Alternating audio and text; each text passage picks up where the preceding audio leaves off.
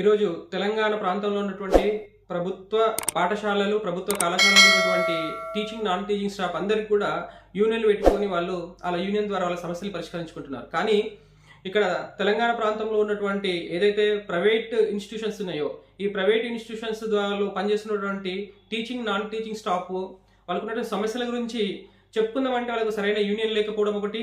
ఒకవేళ ఒకళ్ళు యూనియన్ పెట్టుకున్నా కూడా ఆ యూనియన్ని విచ్ఛిన్నం చేసే ప్రయత్నము ఏదైతే ప్రైవేట్ కళాశాలలు, స్కూళ్ళ యొక్క మేనేజ్మెంట్లు చేసి వాళ్ళని విచ్ఛిన్నం చేస్తున్నారు. కాబట్టి ఈ ప్రైవేట్ పాఠశాలలు, అదేవిధంగా ప్రైవేట్ కళాశాలలో పనిచేస్తున్నటువంటి టీచింగ్, నాన్ టీచింగ్ స్టాఫ్ యొక్క సమస్యలు చాలా ఎక్కువైపోతున్నాయి.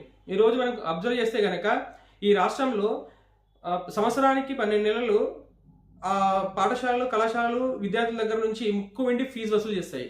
కానీ దాంట్లో పనిచేస్తున్నటువంటి స్టాఫ్కు మాత్రము దారుణంగా కొన్ని ప్రైవేట్ జూనియర్ కాలేజీలు అయితే 11 నెలలు, కొన్ని ప్రైవేట్ జూనియర్ కాలేజీలు 8 నెలలు, కొన్ని ప్రైవేట్ జూనియర్ కాలేజీలు 9 నెలలు, ఇట్లా వాళ్ళకి పని లేదని చెప్పేసి ఆ ఎగ్జామ్స్ రాగానే వాళ్ళకు టీచింగ్ స్టాఫ్ని తీసేసి వాళ్ళకి 9 నెలల శాలరీ వరకే ఇచ్చి ఆపేస్తున్నది.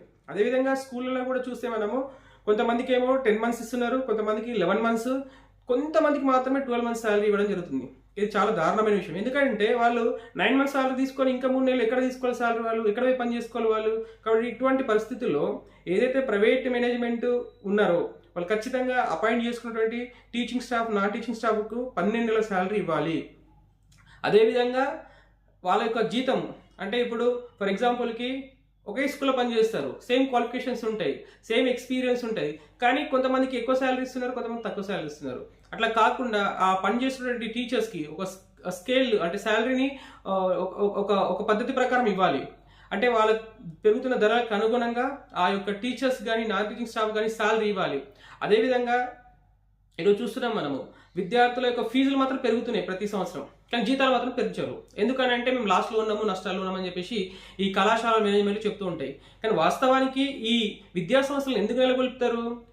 సమాజం పట్ల సేవా దృక్పథంతో మేము సేవ చేస్తున్నామని చెప్పేసి చెప్పుకోవడం కోసము విద్యా సంస్థలు నెలకొల్పుతారు. అంటే విద్యా సంస్థలు అనేటివి సేవా దృక్పథం కిందికి వస్తాయి, కానీ ఇవి బిజినెస్లు కావు ఇవి.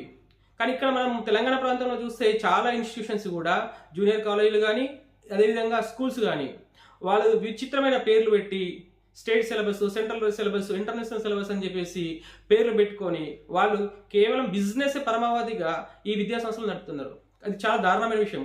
కాబట్టి విద్యా సంస్థలు అనేవి ఏదైతే సమాజానికి ఒక మంచి విద్యార్థులు ఇచ్చే విధంగా ఉండాలి. రెండోది, సమాజంలో ఉన్నటువంటి నిరుద్యోగాన్ని పొడగొడుతూ ఎవరైతే చదువుకున్నటువంటి నిరుద్యోగులు ఉన్నారో, ఏదైతే టీటీసీ కానీ, బీఎడ్ కానీ, ఎంఎడ్ కానీ, పీజీలు చేసినటువంటి విద్యార్థులు ఉన్నారో వాళ్ళకి ఒక మంచి ఉపాధిని కల్పిస్తూ వాళ్ళని ఎంకరేజ్ చేసే విధంగా ఉండాలి. కానీ వాళ్ళ రక్తాన్ని పీల్చేటువంటి వ్యవస్థగా ఈరోజు ఈ ప్రైవేట్ ఇన్స్టిట్యూషన్స్ తయారవుతున్నాయి. కాబట్టి ఈ సమస్యలన్నింటినీ పరిష్కరించుకోవడం కోసము మా ఐఎన్టీసీ ఆధ్వర్యంలో ఈరోజు private schools and colleges teaching, non teaching staff employees union అని చెప్పేసి మనం దాదాపు 5 సంవత్సరాల నుంచి పనిచేస్తున్నాము. కాబట్టి రాష్ట్ర వ్యాప్తంగా, అదేవిధంగా నిజామాబాద్ జిల్లా వ్యాప్తంగా కూడా ఈ యూనియన్ ఆధ్వర్యంలో చాలా సమస్యలు పరిష్కరించినాము. ఇక రాబో కాలంలో కూడా మేము పెద్ద ఎత్తున ఈ ఆర్గనైజేషన్ ఏదైతే యూనియన్ ఉందో ఈ యూనియన్ ఆధ్వర్యంలో సమస్యలు పరిష్కరించడానికి ముందుకెళ్తున్నాము. కాబట్టి ధైర్యం చేసి ఎవరైతే ఈ ప్రైవేట్ ఇన్స్టిట్యూషన్లో పనిచేస్తున్నటువంటి టీచింగ్, నాన్ టీచింగ్ స్టాఫ్ ఉన్నారో వాళ్ళు ముందుకొచ్చి వాళ్ళ సమస్యలు వివరించండి. వాళ్ళ సమస్యలను చెప్తే మేము ఖచ్చితంగా ఆ సమస్యలపైన స్పందించి మేము ఖచ్చితంగా ఆ సమస్యల్ని పరిష్కరించే విధంగా మేనేజ్మెంట్తో మాట్లాడి చేయడం జరుగుతుంది. అదేవిధంగా యూనియన్ ఎల్లవేళలా మీ అందరికీ అందుబాటులో ఉంటుంది, అండదండగా ఉంటుంది అని చెప్పేసి ఐఎన్టీయూసీ తరపున మేము